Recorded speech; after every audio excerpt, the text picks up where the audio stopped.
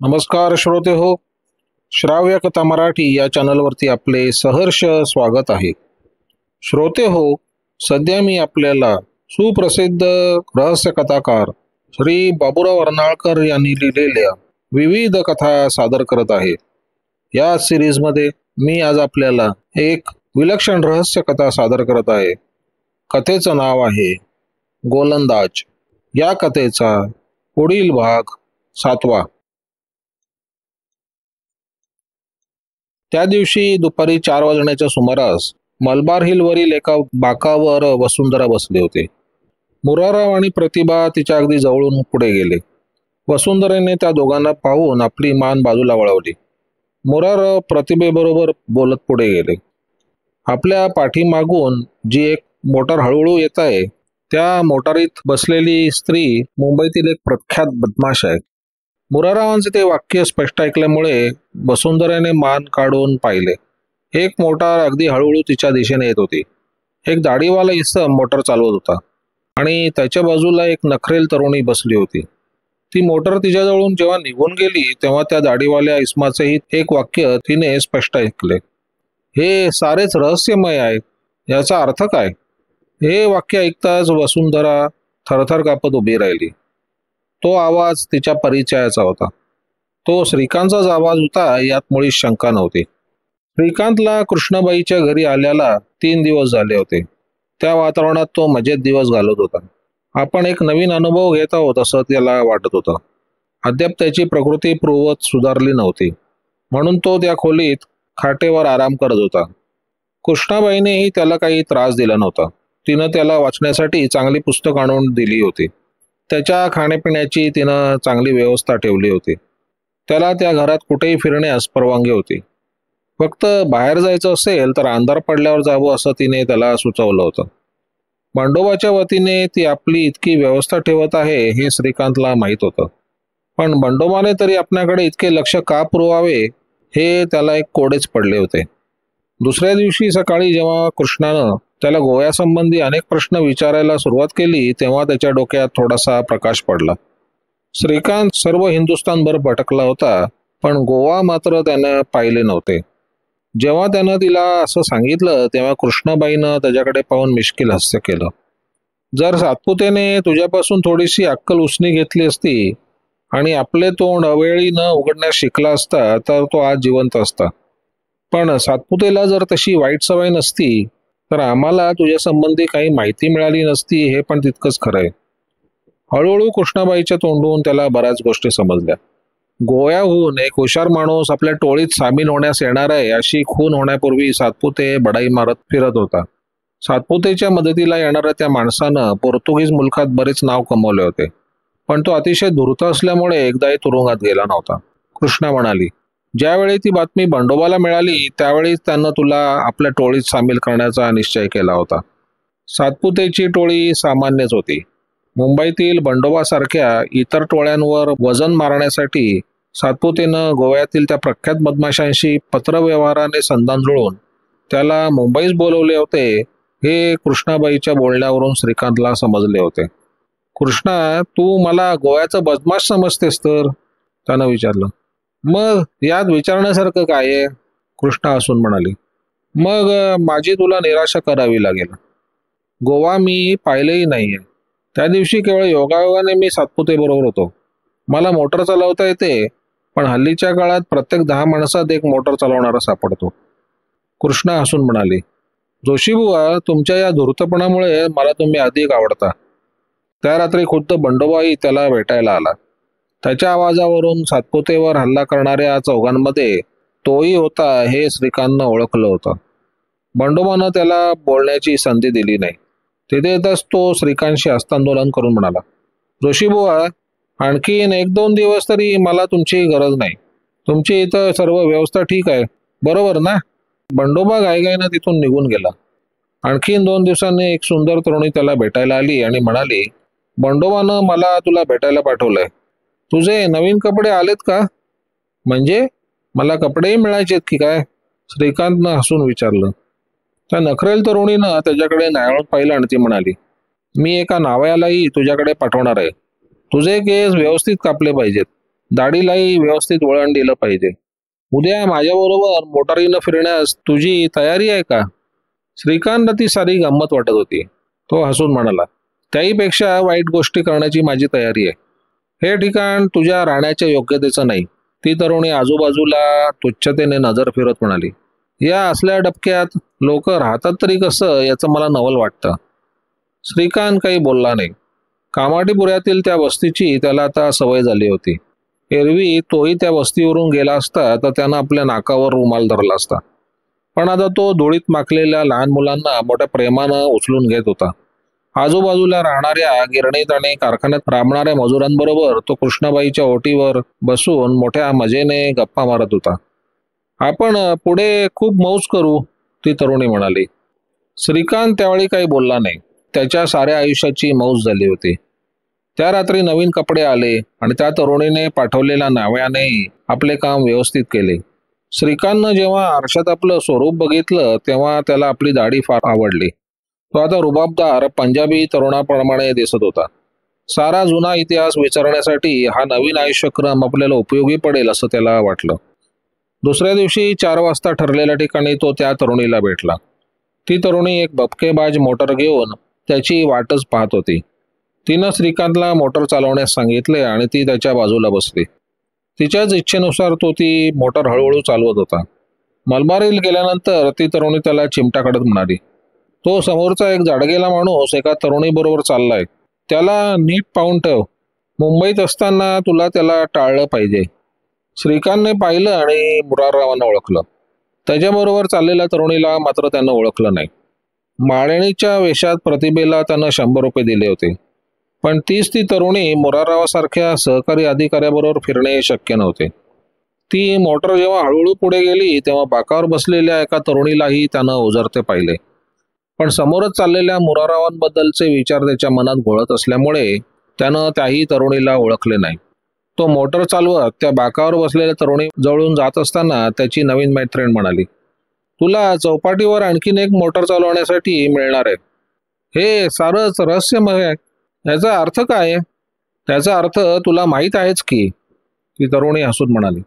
चौपाटीवर आल्यानंतर तिनं त्याला ती मोटर तिथल्या एका गॅरेजमध्ये ठेवण्यास सांगितली. त्यानंतर ती त्याला घेऊन पायी चालू लागली. विल्सन कॉलेजच्या जवळ एका बाजूला एक मोटर उभी होती. ही मोटर बरी आहे, यात बस, ती म्हणाली.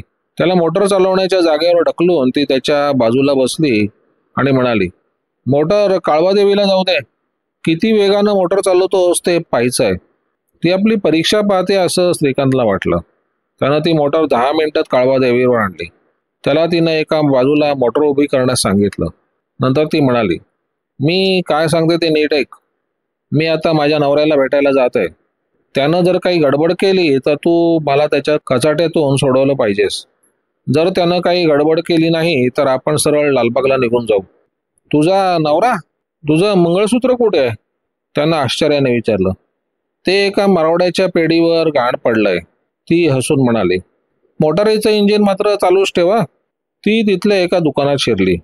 सिगरेट ओढण्याच्या नादात श्रीकांतनं ते कसलं दुकान आहे हेही पाहिलं नाही. सुमारे 15 मिनिटांनी ती सावकाश पावलं टाकत मोटारीजवळ आली, पण ती मोटारीत बसत असताना अंगात शर्ट घातलेला एक इसम धावत त्या दुकानातून बाहेर आला आणि त्याने तिचा हात धरून तिला खेचण्याचा प्रयत्न केला. आपण काय करीत आहोत याचं श्रीकांतला भान नव्हतं. एक इसम एका तरुणीवर अत्याचार करत आहे हे त्याला सहन होणं शक्य नव्हतं. त्याने एका ठोशातच त्या इसमाला खाली पाडलं आणि मोटर भरवेगात सुरू केली. शाबास, ती तरुणी म्हणाली. मोटर बुलेश्वरच्या नाक्यावर पोचल्यानंतर श्रीकांतनं तिला विचारलं, त्या इस्मानं तुला का पकडलं होतं? अरे, तोच तर माझा नवरा, त्याच्याशीच माझं भांडण झालं होतं, ती शांतपणे म्हणाली. बंडोबाने चूकच केली होती.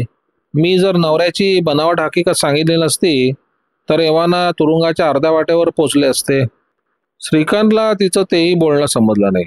नळ बाजारच्या नाक्यावर तिनं त्याला मोटर उभी करायला सांगितली. ती म्हणाली, मोटर येतेच सोडून दे. तू ट्रामने कामाठीपुऱ्यात जा. मी टॅक्सीनं लालबागला जाते. जर बंडोबा भेटला तर माल मला मिळाला असं त्यांना सांग. कसला माल? त्यानं विचारलं आणि त्याच वेळी तिच्या काखेत असलेली मखमली पेटी त्याच्या दृष्टीस पडली. तू चोरी केलीस की काय? तो घाबरून म्हणाला. किती रे मूर्ख आहेस तू? ती हसून म्हणाली आणि एका टॅक्सीत बसून निघून गेली. श्रीकांत चालतच कामाडेपुऱ्याकडे निघाला. कामाडेपुऱ्यातील 7व्या गल्लीच्या नाक्यावर वर्तमानपत्र विकणारा एक पोऱ्या स्पेशल संध्याकाळ, काळबा देवीवर धाडसी दरोडा म्हणून ओरडत असलेला त्यानं पाहिला. अर्धा आणा देऊन त्यानं ते एक वर्तमानपत्र विकत घेतलं, पण कृष्णाबाईच्या घरात शिरेपर्यंत ते वाचण्याची त्याला हिंमत झाली नाही. काळबा देवीमध्ये एक धाडसी दरोडा. आज संध्याकाळी 7 वाजण्याच्या सुमारास एक सुस्वरूप व सुंदर पोशाख धारण केलेल्या तरुणीनं सूरजमलच्या दुकानातून 1 लाखाचा हिऱ्याचा कंठा पळवला. दुकानाचा मालक तिला पकडण्यासाठी धावला, पण बाहेर असलेल्या एका मोटारीतून तिनं पळ काढला. मोटर चालवणारा तिचा साथीदार तरुण उंच असून त्यानं दाढी राखलेली आहे. अरे देवा, कपाळावर हात मारत श्रीकांत म्हणाला. हे तर माझंच वर्णन दिलंय. काही वेळानं त्याच्यासाठी चहाचा प्याला घेऊन कृष्णाबाई तिथे आली. ती म्हणाली, त्यात एकच धोका आहे असं बंडोबा म्हणतो. सातपुतेच्या टोळीतील एखादा माणूस तुझ्या संबंधी पोलिसांना माहिती देण्याचा संभव आहे. तू आता तुझ्या अंगावरील कपडे काढून माझ्याजवळ दे, म्हणजे मी त्याची नीट व्यवस्था करते. तू तुझे जुने कपडे अंगावर घाल. तुला बाहेर जाताना कोणीही पाहिलेलं नाही. तू घरातून बाहेरच पडला नाही अशी कोर्टात जबानी देण्यास माझी तयारी आहे. सुमारे 15 मिनिटं श्रीकांत आपलं डोकं दोन्ही हातांनी आवळत विचार करत बसला होता. कृष्णाने आणलेला चहा थंड होत आहे याकडे त्याचं लक्ष नव्हतं. श्रीकांत, मुंबईतील एक प्रतिष्ठित व्यापारी, आज चोर बनला होता. सूरजमलला तो चांगल्या प्रकारे ओळखत होता. वसुंधरेसाठी सूरजमलनेच नवीन पद्धतीचे अलंकार बनवले होते. पोलिसांना माहिती देऊन त्या टोळीचा विश्वासघात करणे त्याच्या स्वभावधर्माविरुद्ध होतं. त्या अडचणीतून सुटका करून घेण्याचा एकच मार्ग होता, तो म्हणजे संधी मिळताच तिथून पळ काढणे. कृष्णाच्या घरी येताच त्यानं संपतरावांना पत्र पाठवून आपलं काश्मीर बँकेचं पासबुक श्रीनगर येथे पाठवण्यास सांगितलं होतं. श्रीनगर येथे जाताच त्याचे सर्व प्रश्न सुटणार होते, पण श्रीनगर येथे जाणं काही सोपं नव्हतं. कृष्णा त्याच्याकरता निराळे कपडे आणि दाढी करण्याचं सामान घेऊन आली आणि म्हणाली, आता तू तुझी दाढी काढून टाक, मिशा मात्र राहू दे असं बंडोबानं सांगितलंय. बंडोबा येथे आला होता काय? नाही नाही, त्यानं टेलिफोन केला होता. तुझ्या घरात टेलिफोन आहे मला माहीत नव्हतं, तो आश्चर्याने म्हणाला. या घरात अशा अनेक गोष्टी आहेत ज्या तुला माहीत नाहीत, तिनं हसून उत्तर दिलं. श्रीकांतनं दाढी करून टाकताच त्याच्यात पडलेला फरक पाहून कृष्ण आश्चर्यचकित झाली. श्रीकांतनं मिशा मात्र ठेवल्या होत्या, त्यामुळे आपण निराळे दिसत आहोत असं त्याला आरशात दिसलं. केवळ मिशा ठेवल्यामुळे माणसात किती फरक पडतो याचं त्याला नवल वाटलं.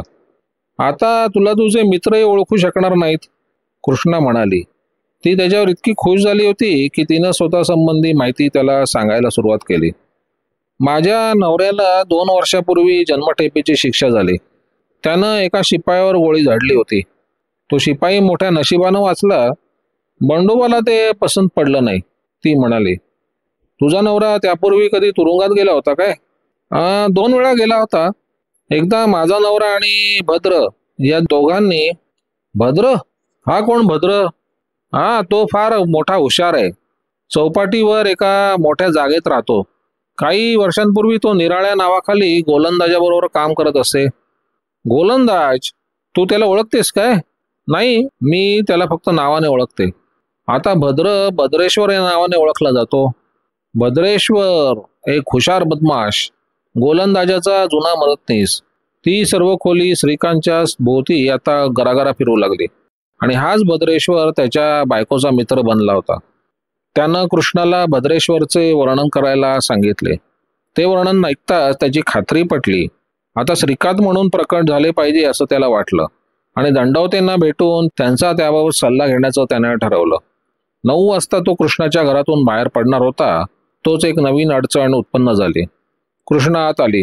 तिचा चेहरा अतिशय गंभीर दिसत होता. ती हलक्या आवाजात म्हणाली, सातपुतेच्या टोळीतील 2 माणसं इथे आली आहेत. ते अचानक घरात शिरल्यामुळे मला बंडोबाला टेलिफोन करण्याची संधी मिळाली नाही. हे तुझ्या खिशात ठेव. पिस्तूल? आश्चर्याने श्रीकांत म्हणाला.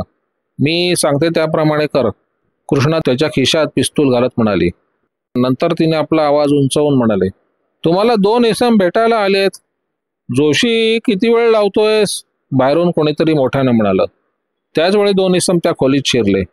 दोघांनीही सभ्य पेहराव केला होता. त्यापैकी एक उंच आणि सशक्त होता, दुसरा हडकुळा आणि चेहऱ्यावरून लबाड दिसत होता. त्याचे केस कुरळे होते. हाच तो जोशी काय? त्या सशक्त माणसाने विचारलं. होय. बनावट नाव धारण करून तुझा राहण्याचा हेतू काय इथे? त्या हडकुळ्या माणसानं श्रीकांतला विचारले. कुरळ्या, तू गप्प बस, मी याला प्रश्न विचारणार आहे. दुसरा इसम म्हणाला. आजची कामगिरी तूच केली काय? मी आत्तापर्यंत बरीच कामं केली आहेत, श्रीकांत हसून म्हणाला. आपलं नाव जोशी असून आपण गोव्याहून आलो आहोत असं तू खोटं सांगितलंस. तू माझं नाव घेतलंस, तू मला किती संकटात पाडलेस याची तुला कल्पना आहे का? हे वाच. त्या दुसऱ्या इसमानं घडी केलेलं एक वर्तमानपत्र श्रीकांतच्या नजरेसमोर धरत रागाने म्हटलं. श्रीकांतने ते वाचलं. संध्याकाळमधील तो मजकूर त्यानं पूर्वी वाचला नव्हता. काळबादेवीवरील या धाडसी दरोड्याबद्दल नुकत्याच गोव्यावरून आलेल्या जोशी नावाच्या माणसाचा पोलीस तपास करत आहेत. त्यानं गोव्यात अशाच पद्धतीने कित्येक चोऱ्या केल्या आहेत असं त्यात लिहिलं होतं. तुझ्या मूर्खपणामुळे पोलीस आता माझ्या मागे लागलेत, तो इसम रागाने म्हणाला. चोर, बदमाश, कुराळ्या म्हणाला. श्रीकांतनं कुरळ्याच्या श्रीमुखात जोरात भडकवली आणि तो म्हणाला. चालते वा इथे. दुसऱ्या माणसानं आपल्या खिशात हात घातला, पण त्यापूर्वी कृष्णानं दिलेलं पिस्तूल श्रीकांतनं त्याच्यावर रोखलं आणि पुन्हा दरडावणीच्या सुरात तो म्हणाला. मुकाट्याने इथून चालते वा. ते दोघेही बदमाश निमूटपणे तिथून निघून गेले. कृष्णाचं घर म्हणजे बंडोबाचा मुख्य अड्डा आहे हे श्रीकांतला माहिती नसले तरी त्यांना मात्र ठाऊक होतं. पुढे बरीच गडबड होणार असं दिसतंय, कृष्णा म्हणाली. सातपुतेच्या टोळीची या घरात शिरण्याची पूर्वी कधी हिंमत झाली नव्हती. ताबडतोब बंडोबाला फोन केला पाहिजे. तू बाहेर चाललायस की काय? होय, श्रीकांत म्हणाला. पण आपण ते घर कायमचं सोडून जातो तसं मात्र त्यानं कृष्णाला सांगितलं नाही. थांब, मी तुला थोडे पैसे देते. बंडोबानं तुझ्यासाठी 200 रुपये माझ्याकडे दिलेत. बाकीची तुझ्या हिश्श्याची रक्कम तुला नंतर मिळेल. कृष्णानं 200 रुपये त्याच्यापुढे केले. मला या पैशाची गरज नाही, श्रीकांत म्हणाला. मुकाट्याने ते पैसे खिशात घाल आणि हे थोडे सुट्टे पैसे जवळ ठेव.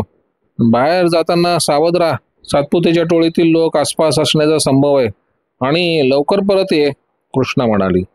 श्रीकांत लागलीच कृष्णाच्या घरातून बाहेर पडला. रस्त्यावर त्याला काही संशयास्पद दिसले नाही, पण तरीही तो अतिशय सावधगिरी बाळगत होता. प्रथम दंडवतेंना भेटायचं त्यानं ठरवलं होतं. काही अंतरावर गेल्यानंतर त्यानं एका इराण्याचं दुकान गाठलं आणि तिथून टेलिफोन केला. मला दंडवतेशी बोलायचं आहे, तो म्हणाला. ते काही कामानिमित्त बाहेरगावी गेलेत साहेब, दंडवतेच्या नोकरानं सांगितलं. ते 4 दिवसांनी परत येतील. आपण कोण? एकाएकी एक विचार सुचून श्रीकांत म्हणाला. इनामदारांच्या घरी सध्या कोण आहे ते तुम्हाला सांगू शकतील काय? त्याचे नोकर तिथे आहेत का? तुम्ही कोण? तुम्हाला ही माहिती कशासाठी पाहिजे? दंडवतेच्या नोकरानं संशयानं विचारलं. श्रीकांतनं घाईघाईने टेलिफोनचा रिसिव्हर खाली ठेवला. दंडवते बाहेर गेल्यामुळे त्याची पंचायत झाली होती. आता एकच मार्ग त्याला सुचत होता. आपल्या घरी जाऊन आपली कपड्यांची बॅग घेणं आणि श्रीनगर येथे निघून जाणं. श्रीनगरमधील काही लोक त्याला ओळखत होते. तेथे कृष्णानं दिलेले कपडे घालून त्याला जाता येत नव्हतं. प्रवासाला कृष्णानं दिलेले 200 रुपये पुरेसे होते. पुन्हा त्यानं आपल्या घरी फोन केला, पण त्याला जबाब मिळाला नाही. आपले घर रिकामे आहे, नोकर निघून गेले आहेत हे त्यानं त्यावरून ओळखलं आणि स्वतःच्याच घरात चोरून प्रवेश करण्याचं त्यानं ठरवलं. पाठीमागील एक खिडकी उघडून आपल्याला आत जाता येईल अशी त्याला खात्री वाटत होती.